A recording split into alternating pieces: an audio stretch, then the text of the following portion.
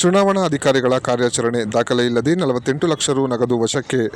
ಕೋಲಾರ ಜಿಲ್ಲೆಯ ಕೆಜಿಎಫ್ ತಾಲೂಕಿನ ಬೇತಮಂಗಲದ ಶ್ರೀಹರಿ ಸೂಪರ್ ಮಾರ್ಕೆಟ್ನಲ್ಲಿ ಗುರುವಾರ ರಾತ್ರಿ 8 ಗಂಟೆಯಲ್ಲಿ ಚುನಾವಣಾ ಅಧಿಕಾರಿಗಳು ನಗದನ್ನು ವಶಕ್ಕೆ ಪಡೆದಿದ್ದಾರೆ. ಲೋಕಸಭೆ ಚುನಾವಣೆ ಸಂಬಂಧ ಮತದಾರರಿಗೆ ಹಂಚಿಕೆ ಮಾಡಲು ಸಂಗ್ರಹ ಮಾಡಲಾಗಿದ್ದ ಆರೋಪ ಕೇಳಿಬಂದಿದ್ದು, ಚುನಾವಣಾಧಿಕಾರಿಗಳು, ಐಟಿ ಅಧಿಕಾರಿಗಳು ಭೇಟಿ ನೀಡಿ ಪರಿಶೀಲನೆ ನಡೆಸಿ ನಗದನ್ನು ವಶಕ್ಕೆ ಪಡೆದಿದ್ದಾರೆ. ಇನ್ನು ಬೇತಮಂಗಲ ಪೊಲೀಸ್ ಠಾಣಾ ವ್ಯಾಪ್ತಿಯಲ್ಲಿ ಪ್ರಕರಣ ದಾಖಲಾಗಿದೆ.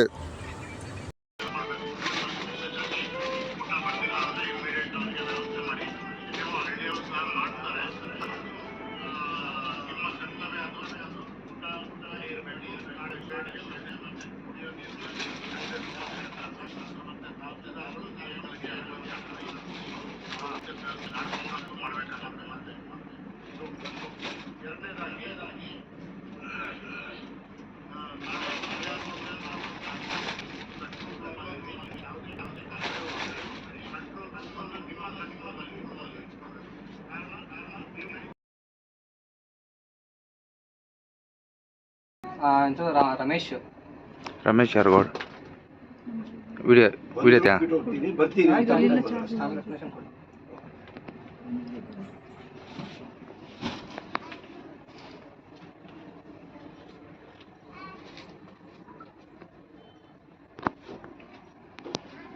ಇನ್ನು ಬೇರೆ ಚೆಕ್ ಮಾಡಿ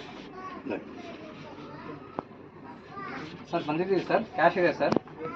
FSR ಕಡೆಯಿಂದ ಈಗ ಅದನ್ನು ಸೀಸ್ ಮಾಡಿಸ್ತೀವಿ ಸರ್. ಎಷ್ಟಿದೆ ಇದು ಸರ್? ಗೊತ್ತಿಲ್ಲ ಸರ್.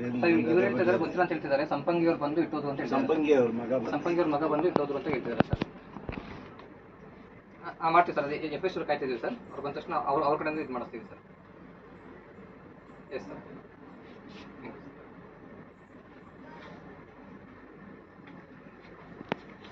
ಒಬ್ರು ರೀಚಾರ್ಜ್ ಆಗಬೇಕಲ್ಲ. ನೀವ್ಯಾರು?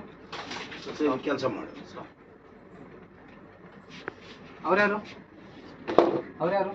ಕಸ್ಟಮರ್ ಆಚೆ ಕಳಿಸಿ. ಕಸ್ಟಮರ್ ಆಚೆ ಕಳಿಸಿ.